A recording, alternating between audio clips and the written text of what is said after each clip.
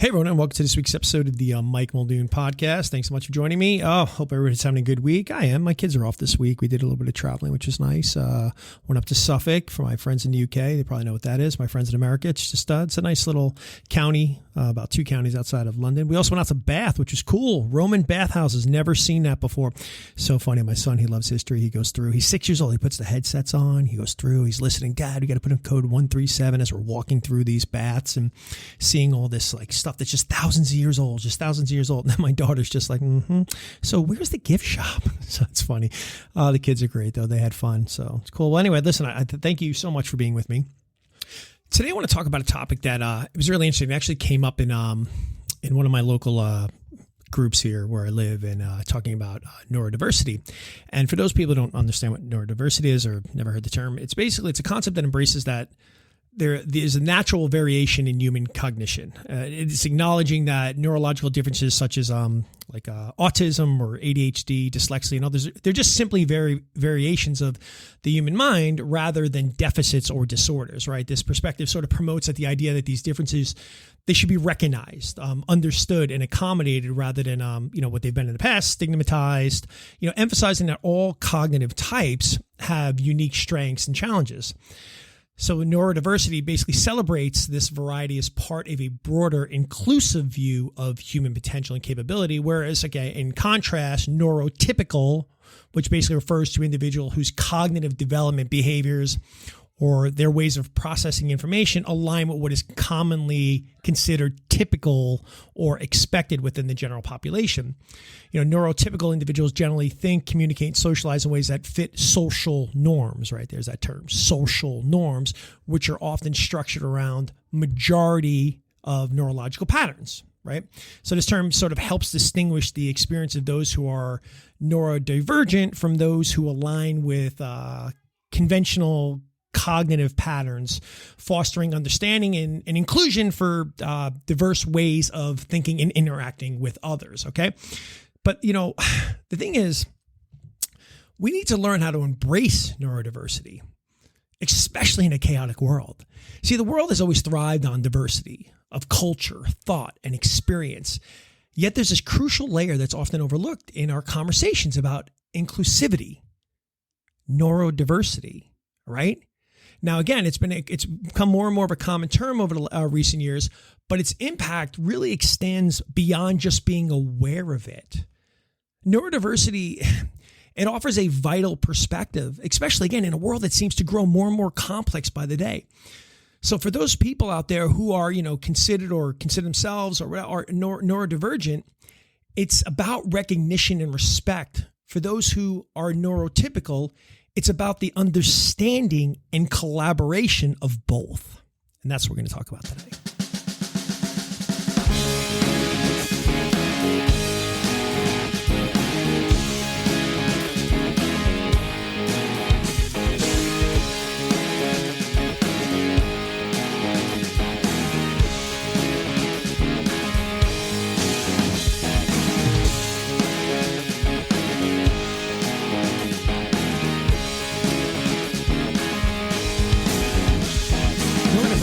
Encompasses the different ways in which the human brain functions: autism, ADHD, dyslexia, dyspraxia, other similar neurological conditions fall under basically this umbrella. But rather than seeing these differences as deficits, the neurodiversity movement really reframes them as valuable variations of human wiring. Neurodivergent individuals, they often have unique strengths, creative thinking, they're hyper-focused, problem-solving abilities, an extreme attention to detail, traits that can really drive innovation and inspire new approaches to how we look and accomplish things. For people who identify as neurodivergent, embracing neurodiversity is more than about acceptance. It's about harnessing that unique strength in environments that recognize that value. Like I said, many neurodivergent individuals, they excel in thinking outside the box, right? They're not sort of used to thinking the way what typical people would think, right? They have this ability to open up their mind and see things differently. They approach problems with fresh perspectives, which often leads to like breakthroughs and ideas and unexpected solutions. A different way of seeing things could be the key to innovation in industries like tech, art, and design. And it has been the key to innovation in these industries. Individuals with, ADHD or autism, for example, can develop intense focus in areas of interest. This can lead to high levels of expertise, producing more accurate work. Their passion driven with this concentration can result in impressive productivity and insight when matched with the right roles. Neurodivergent individuals often navigate environments not tailored to their needs. As a result, they develop adaptive strategies that foster resilience. Now, this can translate into a strong sense of perseverance and a really unique quality to handle uncertainty. Valuable traits in today's, ever-changing world. And I've often talked about this in my podcast. It's about building resilience. But the thing is, it's just not about neurodivergent people. Neurotypical individuals need to start understanding neurodiversity. See, for those who are neurotypical individuals, again, whose cognitive function and behavior, like we talked about, sort of align with what's commonly considered typical within the general population. Understanding neurodiversity isn't just about being kind. Oh, they have this challenge. It's about creating spaces where all kinds of thinkers can exist, coexist and thrive. If we start recognizing and valuing different communication styles and working preferences, neurotypical individuals can foster more of an effective collaboration. Stop trying to put people into a box because this is the way we think about it. We need to, listen more, be open, to more non-linear thinking and adapting communication styles to accommodate all voices. Think about the benefit of how that can happen. Understanding the challenges of, people who are neurodivergent, it helps foster, empathy, right? Because, they've been sort of existing in a world that doesn't kind of put them in the same boxes of which most people operate in.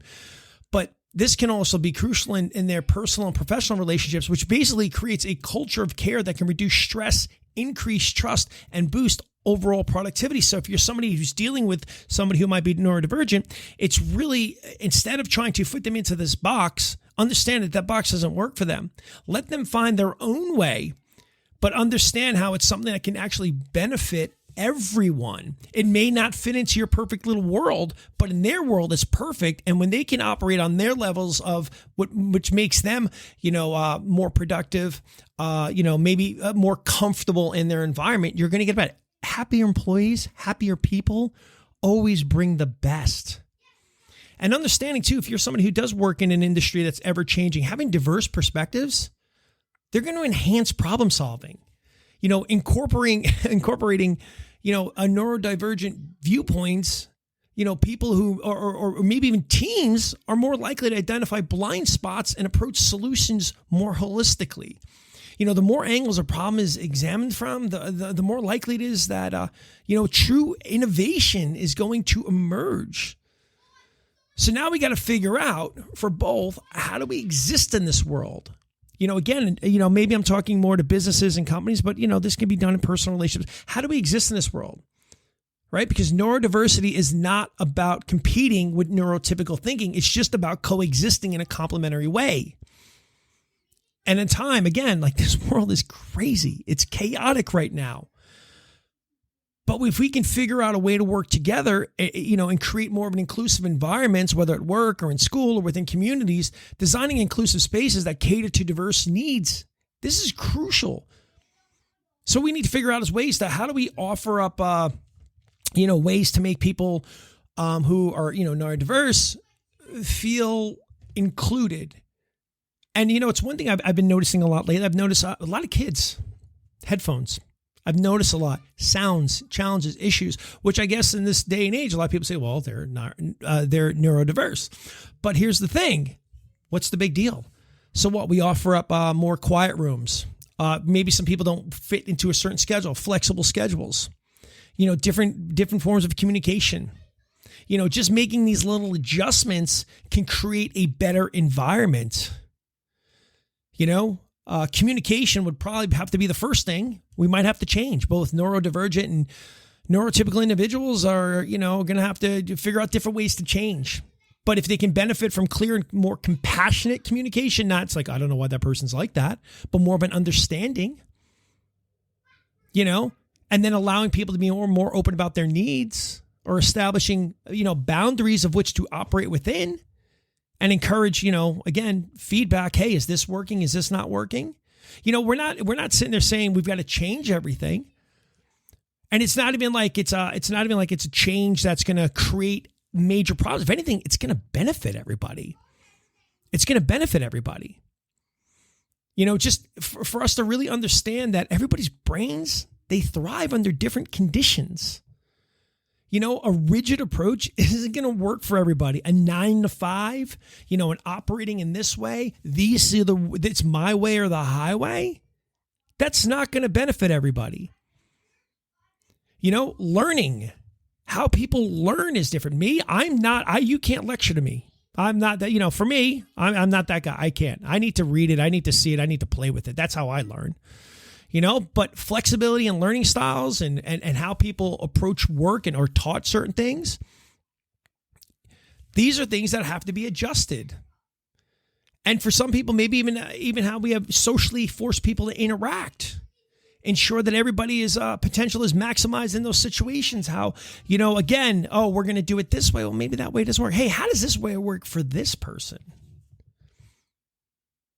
The other thing too is, kind of what I'm doing here right now. And again, I was really happy with this group and, talking about it this week, but we got to promote education awareness. We got to just normalize conversations about neurodiversity, reduce the stigma. Education is the first step to understanding. But again, it's not an understanding of, going, oh, well, that's so sad. They're like that. No, it's like, okay, they're just different. They operate different, but it's still a person. It's still somebody who brings a lot of value. So, it's not one of these things where we need to sit there and feel bad. No, you got to sit there and go, that's their superpower. Because again, they're going to bring a whole different set of skills to everything that's going on. So again, promoting education and awareness. I think kids nowadays are growing up with a little bit more of it. They're seeing a little bit more of it. I could be wrong. But, whether we're doing training or workshops or just, stories of people just talking about how it's benefited them, how working together has really shown a positive income.